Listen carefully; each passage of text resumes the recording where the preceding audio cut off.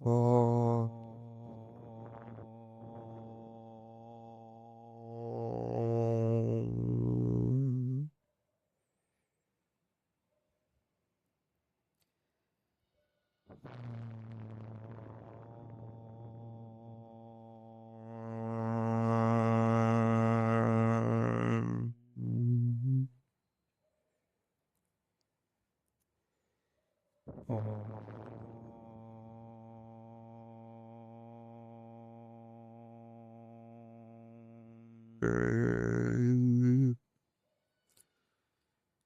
గురు బ్రహ్మా గురుర్విష్ణు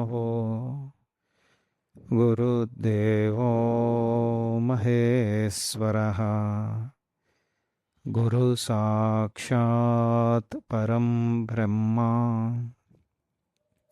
తస్మై శ్రీ గురవే నమః. నమస్కారం మాస్టర్. నమస్కారం మాస్టర్ కేపీకే. నమస్కారం మాస్టర్ ఈకే. నమస్కారం మాస్టర్ ఎంఎన్. నమస్కారం మాస్టర్ సివివి. నమస్కారం master CVV.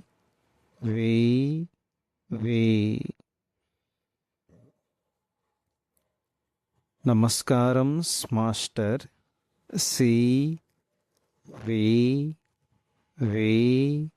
To your lotus feet.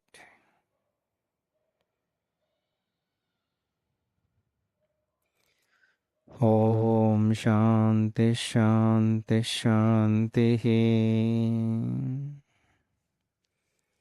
సోదర బృందానికి నమస్కారాలు.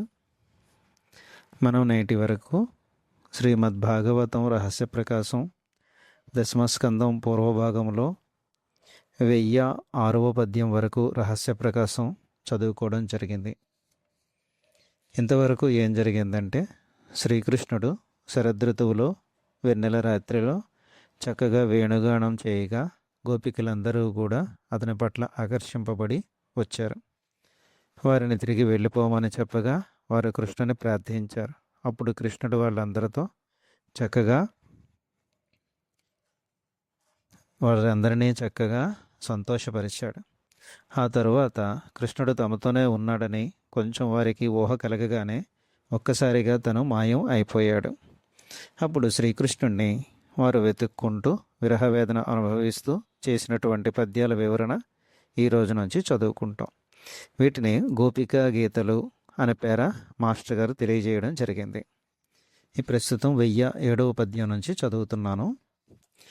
శ్యామసుందరుడి విధముగా మాయము కాగానే గజరాజు కనిపించని ఆడు ఏనుగుల వలె గోపకాంతలు తల్లడిల్లిపోయిరి.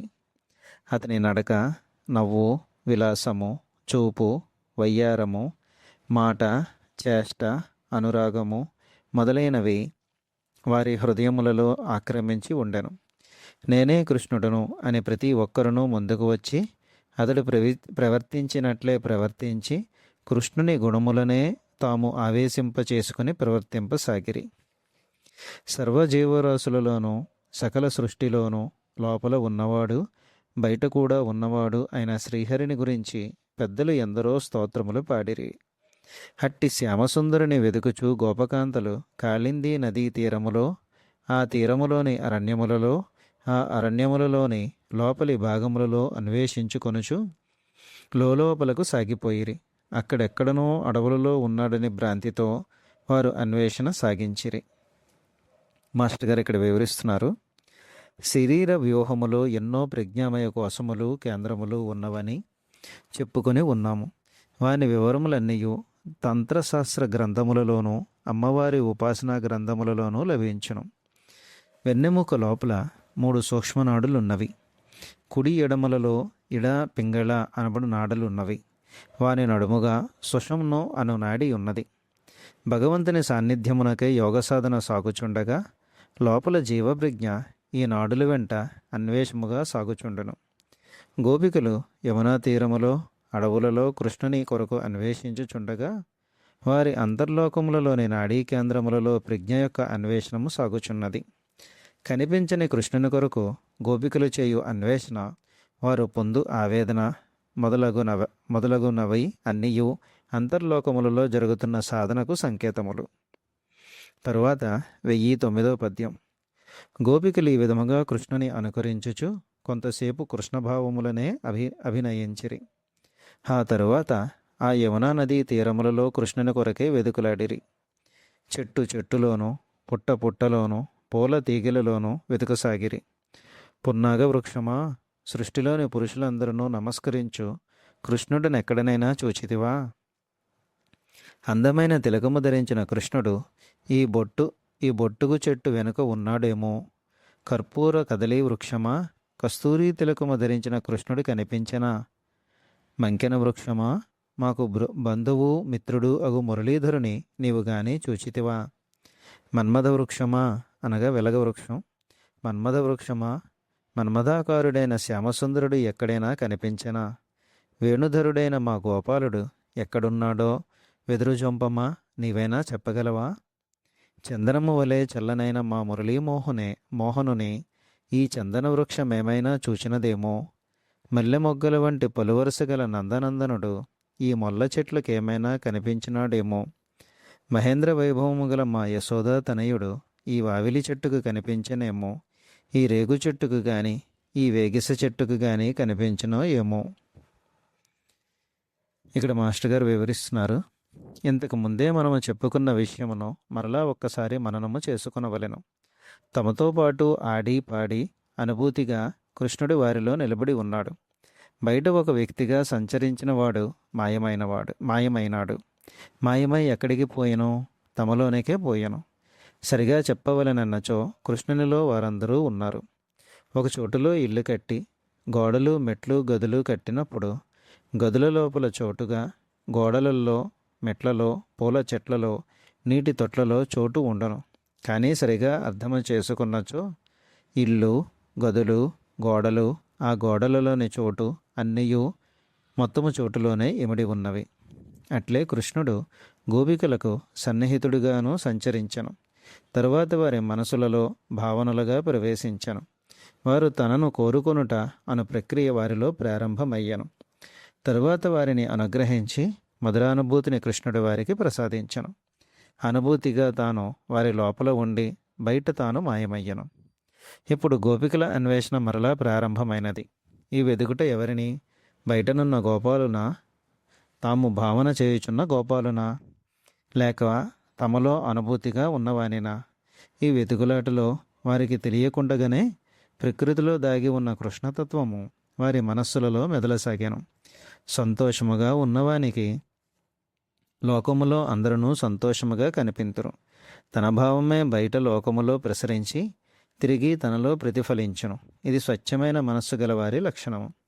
అట్లే గోపికలు శ్యామసుందరుని అనుభూతిలో ఉండగా ఆ అనుభూతియే వారికి ప్రకృతిలో కనిపించను. ఇది కూడా కనిపించనట్లుగానే కనిపించను.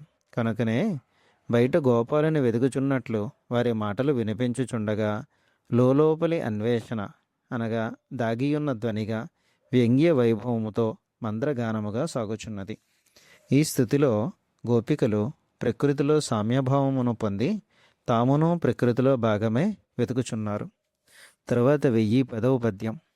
గోపికలు ఇంకను శ్యామసుందరిని అన్వేషించుచు ఇట్లు పలుకసాగిరి. ఓ మల్లికా నికుంజములారా, ఇక్కడకు ఒక దొంగవాడు వచ్చినాడు. చీకటిలో కలిసిపోవు నల్లని రంగువాడు. కలువల వలె విచ్చిన కన్నులతో ఉన్న అతని ముఖములో ఎప్పుడునూ చిరునవ్వులు వెన్నెల దొంతరలై ప్రసరించుచుండును. జుట్టు కొండెముడి వేసుకొని దాని చుట్టూను నెమలి కన్నుల చుట్టి గొప్పగా అలంకరించుకున్నాడు. ఎప్పుడు చూచినను అనుగ్రహము జల్లులై మనపై కురియుచుండును. ఇక్కడ కొందరి ఆడువారి అభిమానధనమును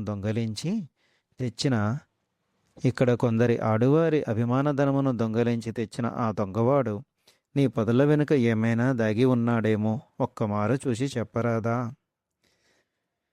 నల్లనివాడు పద్మనయనంబులవాడు కృపారసంబుపై జల్లెడువాడు మౌళీపర సర్పిత పింఛమువాడు నవ్వురాజిల్లెడు మోమువాడొకడు చెల్వల మానదనంబు తెచ్చెనో మల్లియలారా మీ పొదల మాటున లేడు గదమ్మా చెప్పరే. ఇక్కడ మాస్టర్ గారి వివరణ. ఈ పద్యము ఒక రసగుళిక. ఇటువంటి పద్యములు ఈ ఘట్టములో ఎన్నో ఉన్నవి. వానిలో కొన్ని అయినను హృదయస్థము చేసుకొనవలెను. మరలా మరలా మననము చేసుకున్న కొలదియు ఇవి మంత్రములై మనలో నిలబడును. పరిస్థితులు హాయిగా ఉన్నప్పుడు ఇట్టి పద్యములు మననము చేసుకున్నచో ఆనందము స్థాయీ భావమే నిలబడును. కష్టములలో ఉన్నప్పుడు ఉన్నామని అనుకున్నప్పుడు ఇట్టి భాగవత మంత్రముల స్మరణమే మనసులోని కలత తీర్చి స్వస్థత చేకూర్చి సమస్యలను పరిష్కరించును. తర్వాత 1011 పద్యం. అతడెంతటి అందగాడనుకున్నారు, లోకజీవుల గుండెలను కలచివేయు మన్మధుని కన్నా అందమైనవాడు. ఆ మన్మధుని గుండెలలోనే దూరి హృదయమును కరిగించగలిగినవాడు. అతని వక్షస్థలముపై లక్ష్మీ కళలు నిలబడి నాట్యమాడుచుండును. అతని వేణుగానమెంత మధురమైనది. మమ్మందరినీ మన్మథ బాణములకు గురిచేసి ఎక్కడనో దాగినాడు. లవంగలతలారా, మాదీఫల వృక్షములారా, నారింజ వృక్షములారా ఆ కొట్టుకొనకూడదా? ఓ వత్సక వృక్షములారా, అనగా కొడిసపాల చెట్లలారా, ఓ వత్సక వృక్షములారా, ఎంత మానవతులైన ఆడువారికైనను మన్మధులై సంచరించు మా మాధవుడు కనిపించనా? లలిత సుందరుడు ఉదారుడునైన మా గోపాలుడు వత్సాసురుని సంహరించిన వాడు. చిన్న వయసులోనే ఎత్తైన 2 మద్ది చెట్లను కూలగొట్టినవాడు మా యశోదానందనుడు. టీవీగా నిలబడి చూచుచున్న అందమైన మద్ది వృక్షములారా, అతడి కనిపించినా ఏమి? అశోక వృక్షములారా, అతడెక్కడైనానూ కనిపించనా? చంపక వృక్షములారా, ఆ నందనందనుడు ఎక్కడున్ననో శోకమందరించి ఆనందస్ఫూర్తి ప్రసరించుచుండును. అట్టి కృష్ణుని మీరు గాని చూడలేదు కదా? అడవిలో ఉన్న ఎర్ర గోరింట చెట్లలారా, క్రొత్త బంగారపు కిరీటముతో వెలుగుచున్న కృష్ణుని మీరు చూచిత్రా? అడవి మొల్ల చెట్లలారా, పోనీ మీకేమైనా కనిపించనా? అరే, అదుగో నందకుమారుడు మాయమైనాడు. పాటలీ వృక్షములారా, అతనిని పట్టుకొనుడు. ఏలకి తీగలారా, ఈ గోపికలనందరినీ వదిలిపెట్టి మాయమైతిమేమని మీరైనా అడగరా? గున్నమామిడి చెట్లలారా, వనజాక్షుడిక్కడికి వచ్చి మీ కుబర్లలో దూరెనేమో ఒక్కమారు చూడుడు. మాధవీ లతలారా, మేమెట్లు వచ్చితమని మదనగోపాలునితో చెప్పి మమ్ము రక్షింపుడు. చక్కని వంశములో పుట్టిన ఎందరు యువతులను విడిచిపోవుట కృష్ణునకు న్యాయము కాదని, జాజీ పువ్వుల తీగలారా, మీ సువాసనలతో 10 దిక్కులకు చాటవలెను. ఈ సికిపించమోడి ఎక్కడ దాగినాడో ఏమో. కర్పూరపు అరటి వృక్షములారా, మీరు వెళ్ళి వానిని పట్టి తీసుకుని వచ్చి కరుణతో మాకు చూపించి బ్రతికింపుడు. ఓ తులసి నికుంజమా, నీవు పరమ పవిత్రమూర్తివి. విష్ణుపాద తులసి అనియు కృష్ణ తులసి అనియు పేర్లు గల నీవు గోపాలనకు అత్యంత ప్రియమైన దానవు. ఒకవేళ నిన్ను అనుగ్రహించుటకు నీ దగ్గరకు వచ్చినచో వాని జాడలు మాకు చెప్పవలెను. సకల లోకములకు సుఖము కలిగించు దానవు. మాధవుని చూపించి మాకు శుభము కలిగించుము. పొగడ చెట్లలారా, ఎర్ర కిత్తలి చెట్లలారా, కింసుక వృక్షములారా, మొల్ల చెట్లలారా, పొగడదగినవాడు, సాటిలేని వాడని, కీర్తిగల వాడని, సుఖమహర్షి చేత స్తోత్రము చేయబడు వాడని ప్రసిద్ధిగాంచిన గోపాలను చూపరా. అదిగో ఒక లేడీ ఇటే చూచుచున్నది. గోప యువతుల వక్షోజములపై